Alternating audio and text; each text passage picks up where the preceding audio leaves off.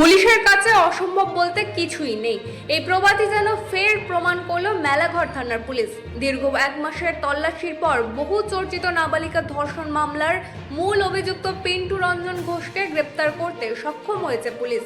Police সূত্রে জানা গিয়েছে, গোপন সূত্রে খবর পেয়ে মেলাঘর থানার একটি বিশেষ দল নাকা চেকিং এর সময় অভিযুক্তকে আটক করে। ঘটনার পর থেকেই পিন্টু রঞ্জন ঘোষ পুলিশের চোখ এড়িয়ে আত্মগোপনে ছিল। অভিযুক্তকে গ্রেপ্তার করতে না পারায় এলাকাবাসীর মধ্যে ক্ষোভ এবং নানা প্রশ্নের সৃষ্টি হলেও পুলিশ পর্দার আড়ালে ধারাবাহিকভাবে অভিযান চালিয়ে যাচ্ছিল। তদন্তে জানা যায়, অভিযুক্ত একটি গাড়িতে করে আগরতলা পালানোর চেষ্টা করেছিল, কিন্তু মেলাঘর থানার পুলিশের নাকা পয়েন্টে গাড়িটিকে আটক করা হলে তল্লাশির সময় সে ধরা পড়ে। গ্রেপ্তারের পর সংবাদ মাধ্যমের মুখোমুখি হয়ে মেলাঘর থানার ওসি জানান, ঘটনার প্রথম দিন থেকে পুলিশ অত্যন্ত গুরুত্ব সহকারে তদন্ত চালিয়ে আসছিল। কিছু আইনি এবং কৌশলগত কারণে অভিযুক্তকে ধরতে সময় লাগলো, শেষ পর্যন্ত সে আইনের হাত থেকে রেহাই পায়নি। পুলিশ জানিয়েছে, ধৃত অভিযুক্তকে আদালতে তোলা হবে এবং ঘটনার সমস্ত দিক খতিয়ে দেখতে পুলিশ রিমান্ডে আবেদন করা হবে।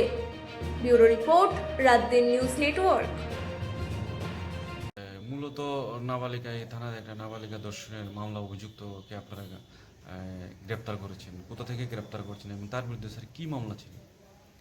আজকে আমাদের কাছে আমাদের বিভিন্ন সোর্স মারফত আমাদের যে খবর আসে, সেই খবরের ভিত্তিতে আমরা মেলাঘর পিএস কেস নাম্বার 33/2026 একটা পক্সো কেস হয়।